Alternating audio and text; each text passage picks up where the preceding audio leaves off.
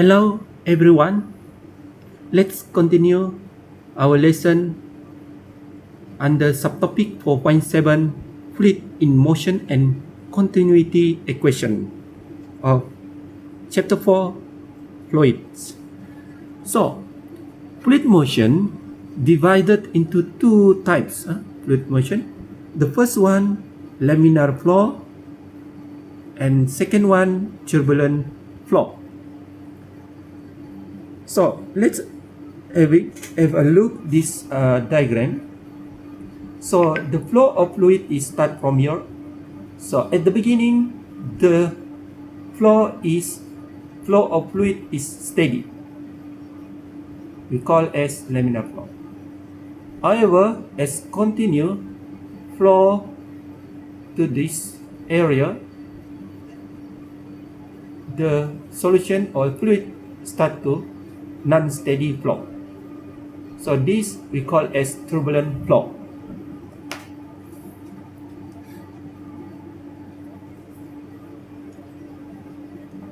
In addition, if the flow of a fluid is smooth like this, we call as a laminar flow or streamline. Instead, non-steady flow of fluid at certain speed, the flow become turbulent. So let's focus our attention to the laminar flow. So laminar flow, as I mentioned before, has a steady flow. The fluid particle that passes from year to year, any point flow the same path at the same speed. There is no friction between the layer of the moving fluid. The fluid are not viscous. Okay, so let's look this sentence in the box. What is the meaning of mass flow rate? Mass flow rate is the mass that passes a given point per unit time, which is equal change of the mass divided with the change of time. So we get this, P is fluid density multiplied with the change of fluid volume divided with change of time, equal to fluid density multiplied with the area or cross sectional area multiplied with the length or change of the length, this one, divided with the remain same change of time. So we get fluid density multiplied with the area or cross sectional area multiplied with the fluid velocity.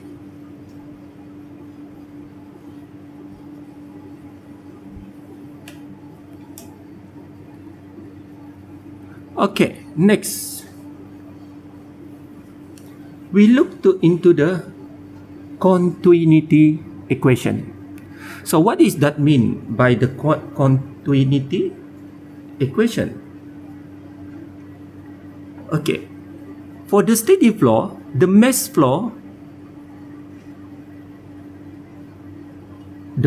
rate at any 2 points must be equal, as long as no fluid is being added or taken away. So this can be represented by this equation. Fluid density multiplied with the area or cross-sectional area multiplied with the velocity. So here the velocity 1, while this area is velocity 2, there is a cross-sectional area 1, A1, and then area 2 here, A2. So we get two parts at the beginning and the second part. So P1, rho P1 multiply A1 multiply V1 equal to rho P2 multiply area 2 multiply V2. So this equation can be used if the density does not change. This equation, which is does not involve the density or fluid density. So we obey the fluid density variable. So the equation is area 1 multiply with the volume 1 equal to area 2 multiply with volume 2. If the fluid or volume rate flow involving time, we can use this equation. Q divided with T equal to area multiply velocity. So if we look here, this equation, volume rate of flow Q divided with T equal to cross-sectional area multiplied with the velocity. So we can see here Q is the volume of the fluid. So it means AV represent the volume rate of flow, volume of fluid that of passing a given point per second from this area to this area. Okay, next, if we look again to this picture, the cross-sectional area is large. In case large, the velocity is small. Instead, when the area, cross-sectional area small, we have the velocity is large. Where the pipe is larger, the flow is slower. Okay, next, let's look some of problem related to the fluid in motion and continuity equation. So there are two problems.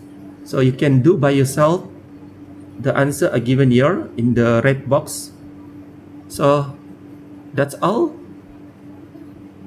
Till we meet again in the next subtopic, Bernoulli's equation and its application.